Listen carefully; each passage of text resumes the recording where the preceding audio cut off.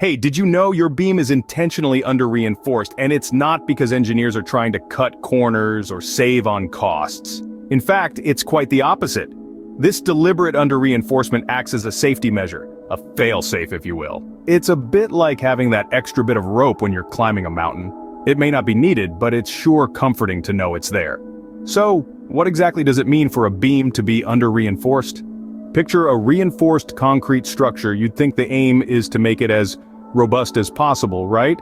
Well, not entirely. These structures are often designed a little weaker in tension, meaning they can bend under pressure. This intentional flexibility is what we refer to as under-reinforcement.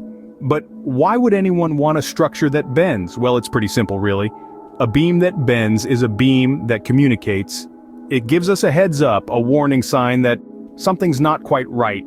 It's like a canary in a coal mine. This gradual bending is much more preferable than a sudden, unexpected collapse. It buys us time to identify the problem and take corrective actions. But there's another layer to this: cost efficiency. It's not about being cheap, it's about being smart.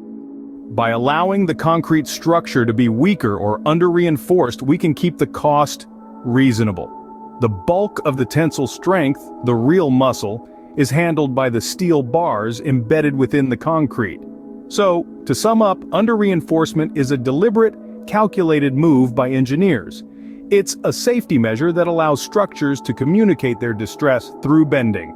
It's a cost-effective strategy that leverages the strength of steel bars to handle the tension, and ultimately, it's a fail-safe that protects us from unexpected structural failures. Remember, in the world of structural engineering, it's always better to have a structure that bends and tells than one that surprises you with a sudden collapse.